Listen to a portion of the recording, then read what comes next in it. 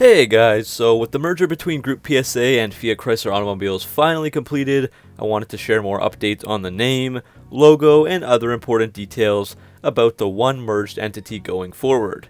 So for this video, it's just going to be some updates as well as some information from a Carlos Tavares interview that was done on January 21st that answers some frequently asked questions and addresses some important issues and details. You can find the video outline on screen now, and let's begin. The merger was first announced 15 months ago, a $52 billion deal in October 2019, and the deal was officially completed this past week on January 19th of 2021. That merger creates the world's fourth largest car maker by volume and is expected to reduce costs by $6.1 billion, 80% of which will be realized before 2025. The combined annual sales will be 8.1 million vehicles, with total annual profits of $14.5 billion.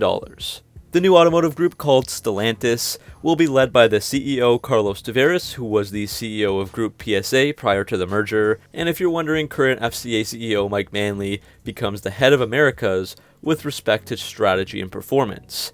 So the first thing to look at is the new name and logo of the merged entity. You've probably heard of it by now, but they weren't going to call it PSA FCA, so earlier this summer the two companies announced the new name of the combined company would be called Stellantis.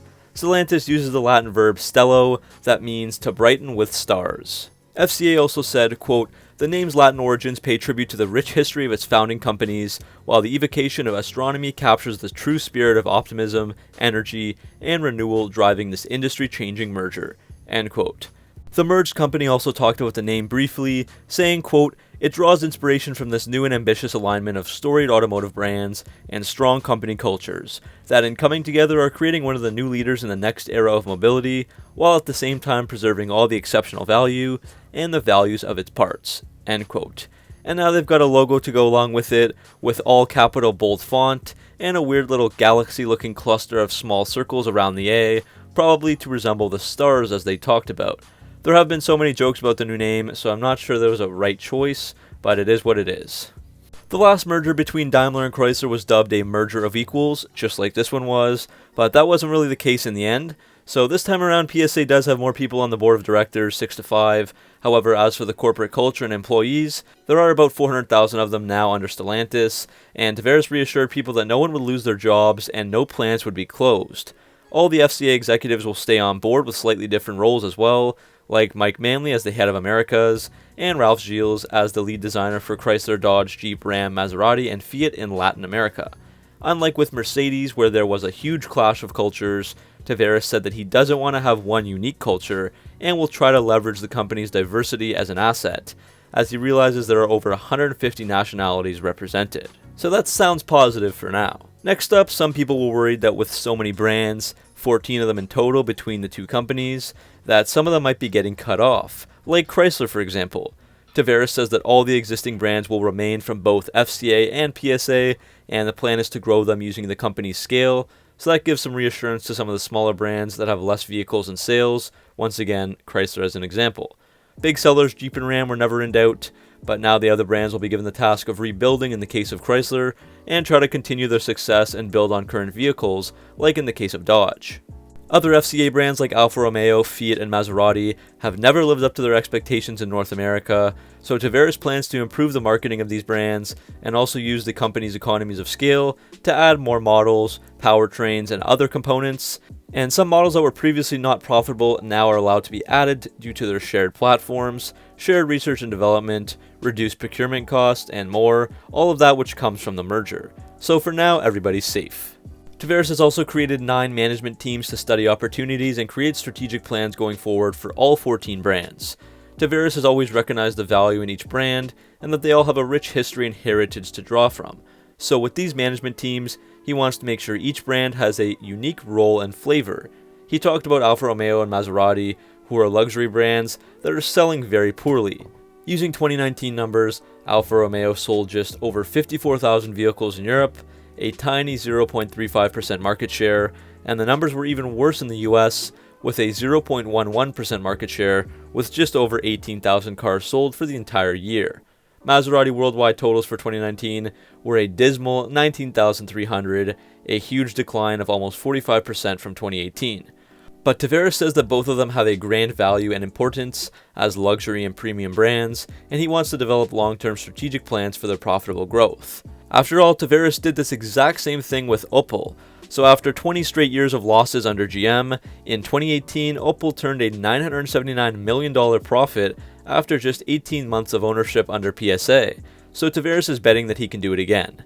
As for Chrysler and Dodge, in my eyes they are becoming niche brands. Chrysler is now a people mover with minivans such as the Pacifica and Voyager, while Dodge is all about performance with the Charger, Challenger, Durango, Hellcats, and more. So Tavares wants to use platform sharing here to add some sister vehicles to each lineup. So we may see some platform sharing where Peugeot vehicles come to North America rebranded as a Chrysler or Dodge. In my past merger video, there were rumors that the goal was to bring Peugeot back to the American market by 2026 for the first time since they left the market in 1991. However, as of right now, there are no current plans to bring the Peugeot brand or any other PSA brand to the North American market. The only thing we could see would be some potential platform sharing as we just talked about, so possibly some Peugeot vehicles like the 5008 GT SUV could be rebadged as a Chrysler, but the Peugeot brand itself will stay away for now. This next one addresses a big concern from all my Mopar and Hemi enthusiasts: electric vehicles. It was common knowledge that FCA vehicles were really lacking with EVs and hybrids, but that is a strength of PSA, with many of each throughout the various brands, like Opel, Peugeot, and Citroën. Lots of the savings from the merger will go towards dedicated electric platforms, new electric vehicles, and autonomous vehicle technology. Stellantis currently has 29 electric models on sale now between the 14 brands, and that will grow to 39 by the end of 2021, so they're going to add 10 more just this year, and by 2025, the company said that they want to have, quote, one electrified model for every newly launched global model, end quote.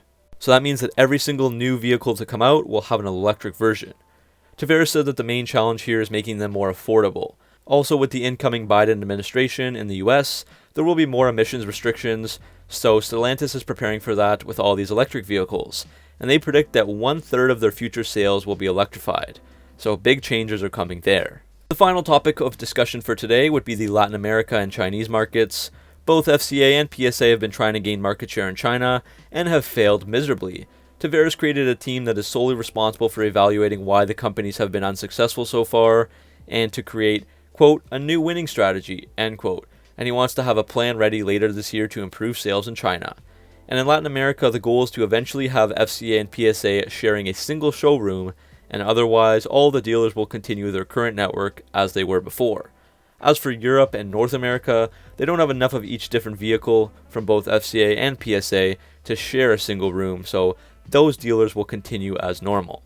So that's the end of this video, guys. We went through a ton of information, and while there are many unknowns and some tough pills to swallow, like the upcoming electrification, this merger does look better for Chrysler than the previous one with Daimler, and it could really help revive many of the brands, like Chrysler, Alfa Romeo, and Maserati. What do you guys think of all this? Usually, there are many insightful comments down below, and I enjoy reading your guys' thoughts and what you have to say. So thanks for watching, make sure to like and subscribe for all your Stellantis and Mopar content, and I'll see you guys in the next video. And make sure to consult your doctor to see if Stellantis is right for you.